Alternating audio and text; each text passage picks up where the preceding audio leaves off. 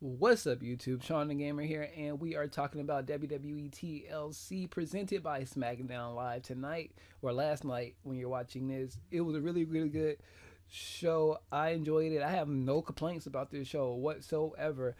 Maybe a little tweaks and things like that. Ow. New nose ring. But maybe a couple of tweaks and things like that. But other than that, I can't complain at all.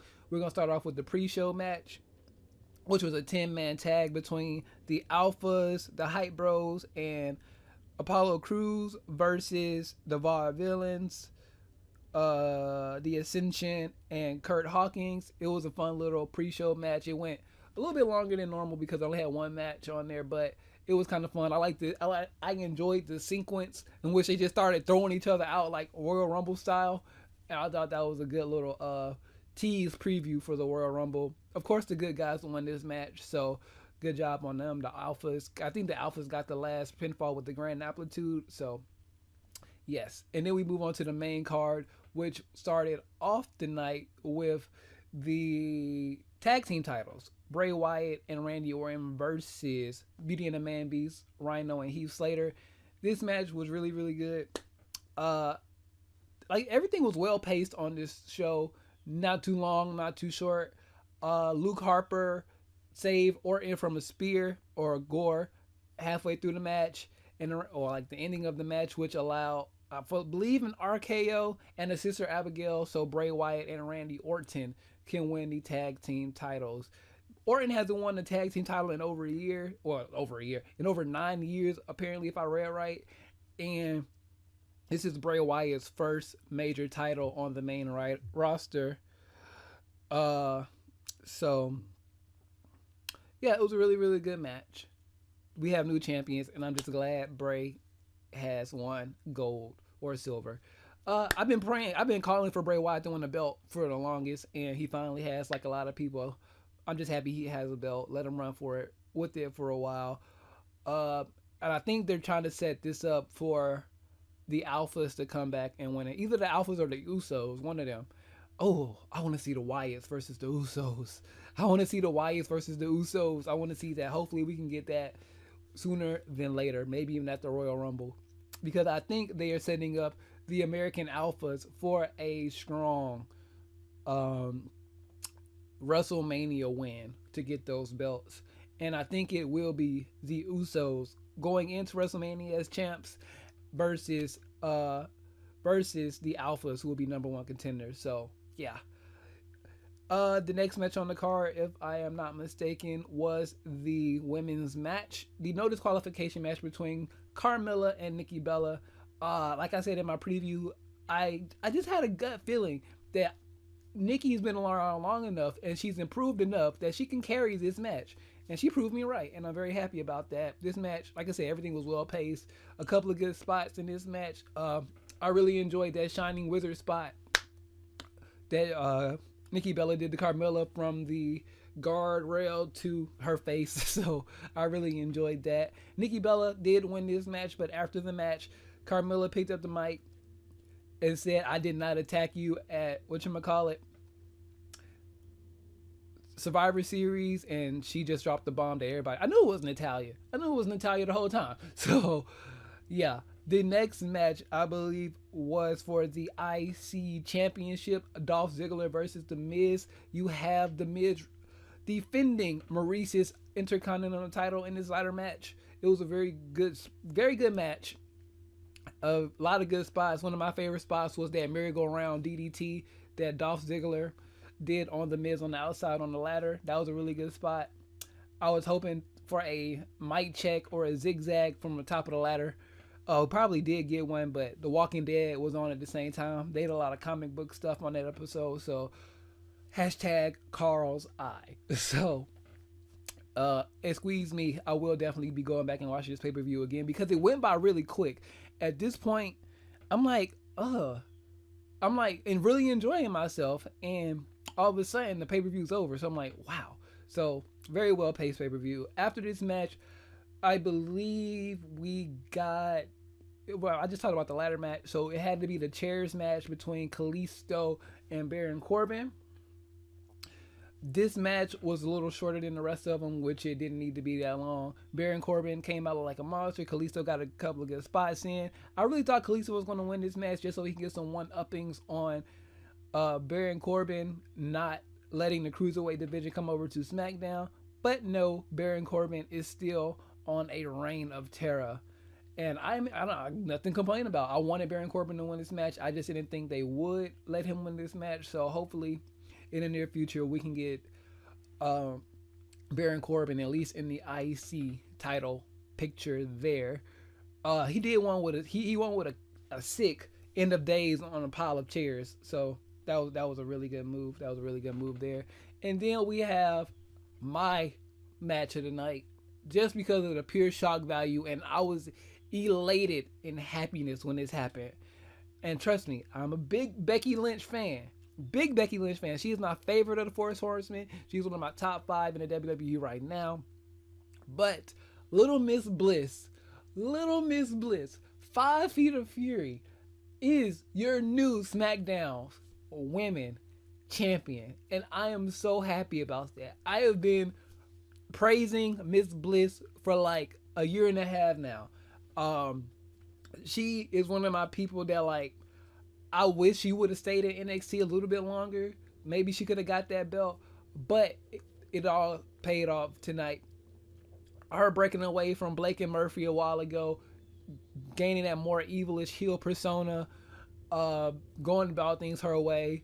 I mean, even from the start, if you remember her rise from this year with the whole Blake and Murphy situation, and she felt like they were tainting her with her wins and their losses, and they thought she just felt like it was an imbalance. So she broke away from them, and she got title matches with Asuka, things like that, #1 contenderships. Then she ended up getting called up on the main roster. We all thought it was a little bit too early. I thought it was too early for her. I got scared. But she did the complete opposite of Dana Brooke, and she has exceeded all expectations. I haven't talked about this match not once. I've been talking about Alexa Bliss this whole time, but I feel vindicated. Finally, she is champion. I've been saying Bliss and Nia Jax for champion all year. Now, we got Bliss, Nia baby, Raw Women's Champion 2017. Calling it now. Book it. Quote the prophet. All that shit. Oops, language. But the match itself was really, really good. A lot of I'm not going through the table. You can go through the table. Well, I'm not going through the table. You go through the table. A lot of those type moments. So a lot of close calls and things like that. But the last, I think I blinked or no. I think at the same time this match was going on, they were showing Carl's eye, spoilers, on The Walking Dead. So it's like, oh my God, Alexa Bliss won. Oh my God, Carl's eye. So I was just overwhelmed with hype at that moment. But Becky Lynch did go through a table. I thought she was going to go. I said on Twitter like 10 minutes before she won the match, I said, if Alexa wins, I'm pretty sure Becky's going through the announce table. She went through the table, a regular table from the, I think she got pushed off the top rope or something like that. I got to go back and rewatch this whole pay-per-view again. It was, from what I was, like I said, I was watching it, but I was half watching it. So I'll probably come back and do like a more in-depth review and things, talk about it, later this week when I watch everything else and all the fallout and things like that. And then we move on to the main event of the evening, which was TLC. Dean Ambrose versus AJ Styles, your defending WWE World Champion. And this match delivered.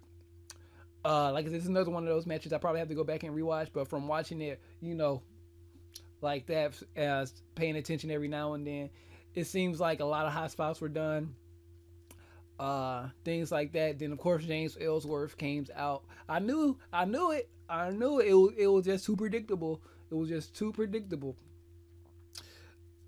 James Ellsworth came out, cost Dean Ambrose the ladder match, literally pushed him off the ladder through tables, and allow AJ Styles to retain his WWE World championship. Now, what does this mean for the near future? Nothing at all. This is just, I just think this was a fun way to keep the crowd interested in a James Ellsworth character. I still want to see Blake and Murphy come up to SmackDown and join AJ Styles and join and make a new version of the Bullet Club, or just recruit them into the Bullet Club. I just think if you put them in all black and things like that, Blake and Murphy can really be your new Young Bucks, even though Triple H is apparently trying to get those guys now. We'll talk about that later this week as well. Overall, this whole pay-per-view was good. Very, very good. Like I said, it was probably a really great pay-per-view, but I just don't want to give it that great moniker because I didn't take the time to just sit down and focus on it. So I'm probably going to watch a few of these matches, like the TLC match again, and the table. I'm probably going to watch, the tables match, ladder match, and the TLC match again, so I can actually get a little bit more, give you guys a little bit more insight on those matches itself. But from what I saw at the end of the pay-per-view, like I said, I was watching The Walking Dead at the same time. I think this was like a 90-minute episode. I could be wrong. But if you're watching The Walking Dead, as soon as James Ellsworth was tipping over that ladder, you know what they were doing on The Walking Dead? Putting that iron on his face. So it was like, oh no, Dean, be careful. Oh shit, it's an iron on that man's face. So, that's twice I've cursed in this video. We'll talk about cursing in another video, probably next video after this. But if you guys enjoyed this pay-per-view and this review, please let me know in the comment section below. What was your favorite part of this pay-per-view? Right now, I would give this card a solid 8 out of 10 if I had to rank it. It'd probably be a little bit higher once, like I said, go back and actually pay attention to a lot of the main matches. But I was thoroughly entertained the whole time. Like I said, it ended like right when I was getting into it, it was over. So I think, yeah, because it was like they're already doing the main event, and it was whatever. Okay, or like it was already the women's tables match, and I was like, oh, what time is it? Wow. So yeah, really good pay-per-view. You don't even have to watch your time like you watch a Raw pay-per-view. You don't have to be like, it's almost over. Yeah. So if you, like I said, if you enjoyed, please leave a like. Comment down below your thoughts on the pay-per-view. What was your favorite match and your favorite moment of this? My favorite moment of the night, my two actually, Bray Wyatt and Alexa Bliss are finally champions in the WWE main roster. And I'm just really, really, really happy about that. So, all that being said, please subscribe if you have not already. Share the video out with your friends and like this video. And to make sure you keep up with all of the notifications on the channel every time I post a new video, which I try to post at least one new video every day, please hit that little bell notification button right next to the subscribe button. Ooh, everything else that I am on Facebook, Instagram, Twitter, and Twitch are linked in the description below. And with all that being said, follow the 2 annotations on the screen, and that little circle button is a better way to help you guys subscribe. With all that being said, I am Shawn DaGamer, and I am out of here.